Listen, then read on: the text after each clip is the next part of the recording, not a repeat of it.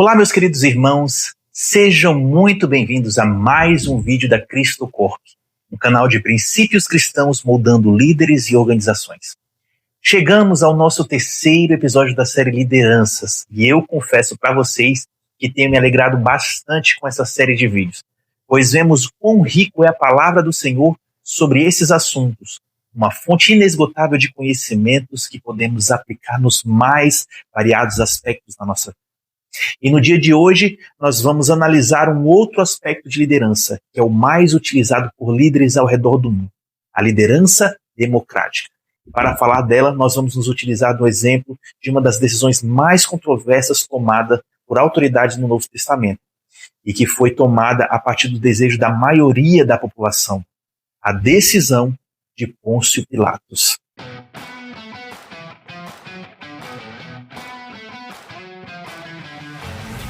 O evangelho que vamos ler foi escrito por Lucas, um médico e companheiro do apóstolo Paulo em algumas viagens missionárias. Ele era um gentio convertido e escreveu este evangelho com o objetivo de relatar com precisão os eventos da vida de Jesus.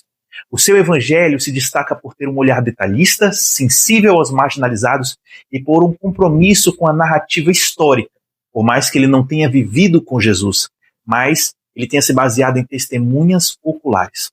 No capítulo 23, vemos que Jesus estava diante de diversas autoridades, primeiramente Sinédrio, depois Pilatos, Herodes e novamente Pilatos, no qual, em meio à pressão popular, ele tenta libertar Jesus somente aplicando um castigo físico, pois ele reconhecia a inocência de Jesus. No entanto, ele acaba cedendo à vontade da multidão, libertando Barrabás e condenando Jesus à crucificação. Então vamos mergulhar no capítulo 23 deste evangelho, do versículo 13 ao 25, para fazermos uma analogia profunda dessa decisão dele com os princípios da liderança democrática. Pilatos reuniu os chefes dos sacerdotes, as autoridades do povo, dizendo-lhes: vocês me trouxeram este homem como alguém que estava incitando o povo à rebelião. Eu examinei na presença de vocês e não achei nenhuma base para as acusações que fazem contra ele. Nem Herodes, pois ele o mandou de volta para nós. Como podem ver, ele nada fez que mereça a morte. Portanto, eu o castigarei e depois o soltarei. Ele era obrigado a soltar-lhes um preso durante a festa. A uma só voz eles gritaram: acaba com ele, solta-nos Barrabás. Barrabás havia sido lançado na prisão por causa de uma insurreição na cidade e por assassinato. Desejando soltar a Jesus, Pilatos dirigiu-se a eles novamente, mas eles continuaram gritando: crucifica-o, crucifica-o. Pela terceira vez ele lhes falou: por quê? Que crime este homem cometeu? Não encontrei nada digno de morte. Vou mandar castigá-lo e depois o soltarei. Eles, porém, pediam insistentemente, com fortes gritos, que ele fosse crucificado, e a gritaria prevaleceu. Então Pilatos decidiu fazer a vontade deles. Libertou o homem que havia sido lançado na prisão por insurreição e assassinato, aqueles que haviam pedido, e entregou Jesus à vontade deles. Nesse trecho, vemos Pilatos, um líder romano, que agiu não com base na justiça ou em seus próprios critérios, mas, conforme vimos, ao seu ver, Jesus era inocente. Mas a sua decisão foi tomada a partir do interesse do povo, decidida pela vontade da maioria. E olha que 3 vezes ele declara que Jesus não cometeu crime algum, mas mesmo assim, diante da insistência da multidão, ele cede à vontade popular. Tomando como exemplo essa situação, vemos que o estilo de liderança aplicado por Pilatos foi uma liderança democrática e também chamada de liderança participativa. Segundo Kurt Lewin, autor importante de assuntos relacionados a grupos e lideranças, ele caracterizou esse tipo de liderança por envolvimento dos membros na tomada de decisões, compartilhamento de responsabilidades, estímulo ao debate e à liberdade de expressão, criação de um ambiente de colaboração e respeito mútuo, gerando assim maior engajamento da equipe, estimulando a criatividade e a inovação, favorecendo a satisfação e o desenvolvimento pessoal, tendendo assim a produzir decisões mais equilibradas. Entretanto, esse tipo de liderança não é de um todo perfeita.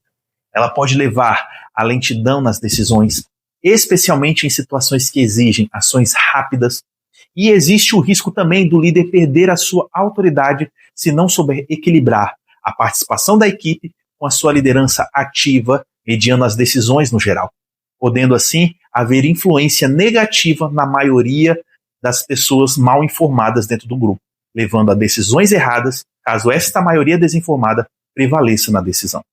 E foi exatamente isso no caso de Pilatos. Ele sabia qual era a decisão certa a ser tomada como líder, mas diante da pressão popular, ele cedeu a uma decisão democrática, onde a maioria prevaleceu no interesse.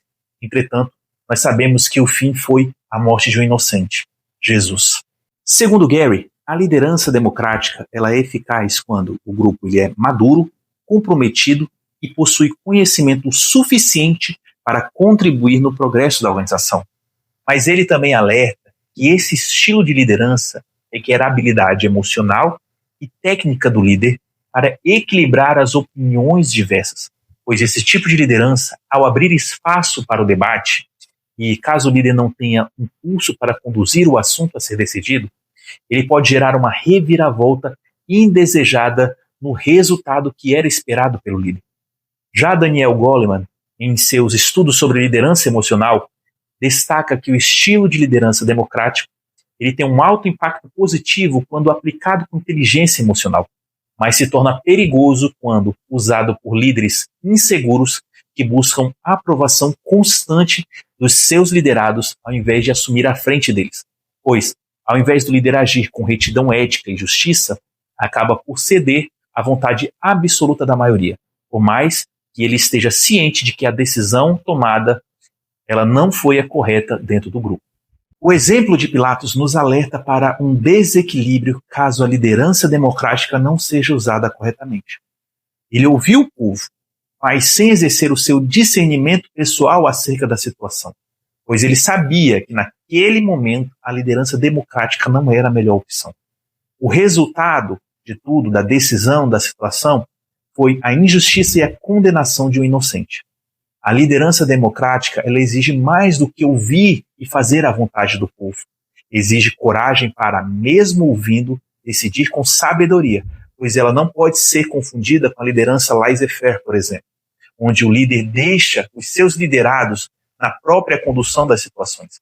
Ela precisa ser exercida, mas alinhada com um líder firme e convicto de seus valores e onde deseja que a organização chegue.